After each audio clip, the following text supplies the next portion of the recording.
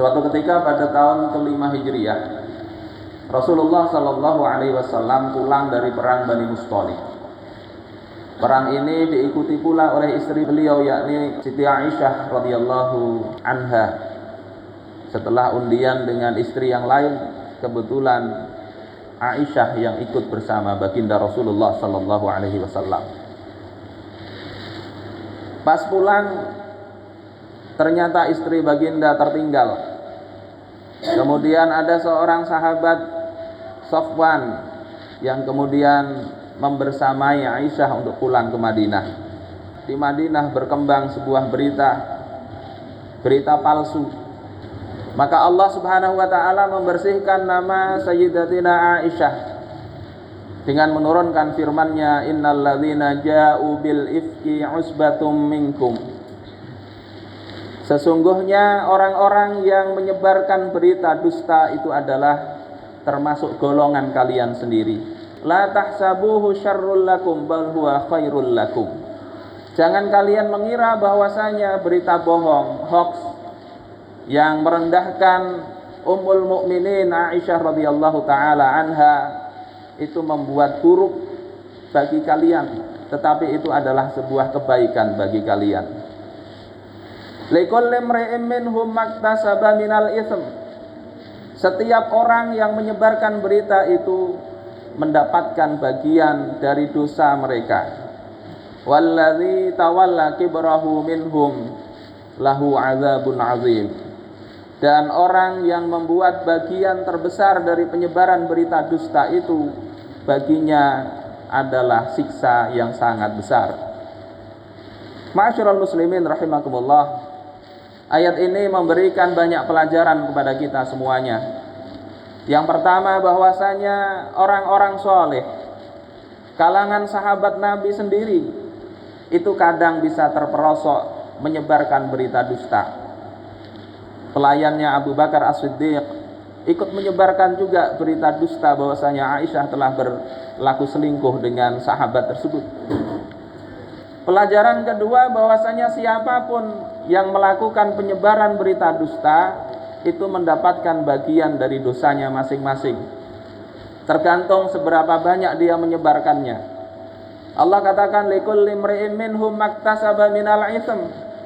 Setiap mereka itu mendapatkan bagian dari dosa penyebaran berita itu.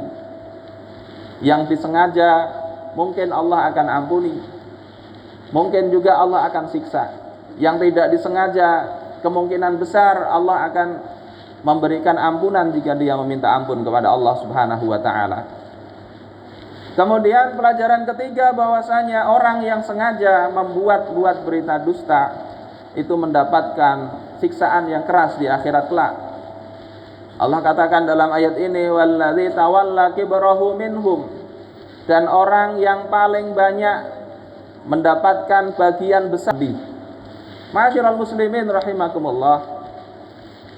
Ini berita dusta pada masa Nabi. Berita dusta yang kalau kita lihat sebab-sebabnya itu memungkinkan.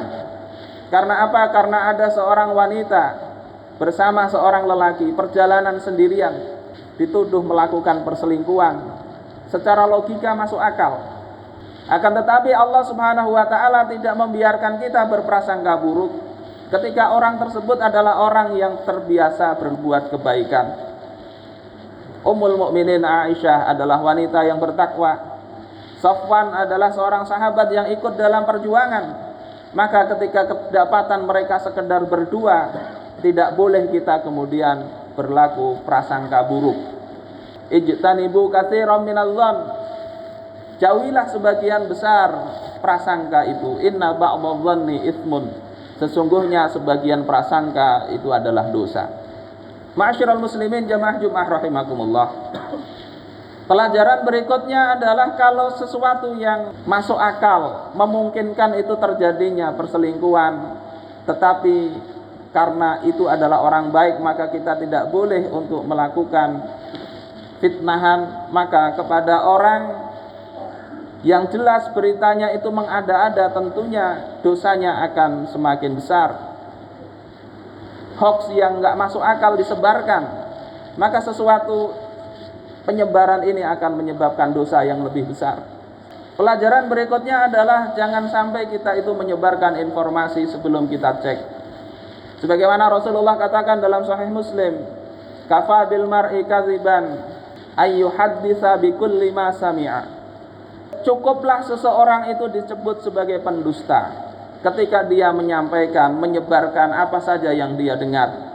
Kata Imam Al-Munawi, yakni tanpa dia cek. Dapat berita langsung disebar.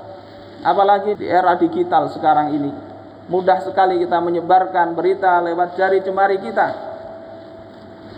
Pelajaran berikutnya adalah kalau itu dustanya berkenaan dengan umat Islam yang merugikan umat, tentunya berbeda dosanya dengan dusta yang melecehkan satu orang saja. Menyebarkan berita bohong, menghina seseorang, itu sudah dusta yang Allah ganjar dengan dosa yang besar. Apalagi ketika dusta ini terkait dengan kaum muslimin.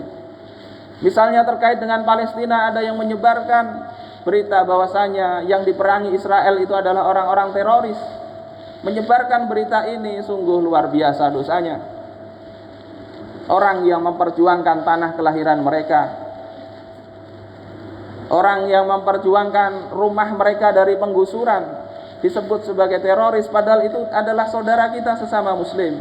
Maka penyebaran seperti ini sungguh sangat-sangat besar dosanya. Pelajaran berikutnya adalah bahwasanya kita hendaknya berhati-hati berdua-duaan dengan lain jenis. Kita lihat tuduhan itu muncul ketika kaum muslimin maupun juga orang-orang munafik melihat Siti Aisyah berduaan dengan Sofwan bin Mu'attal. Padahal berduaannya dalam kondisi yang terpaksa, ketinggalan di jalan. Kalau dibiarkan berbahaya, perjalanan jauh saat itu, maka ditemani.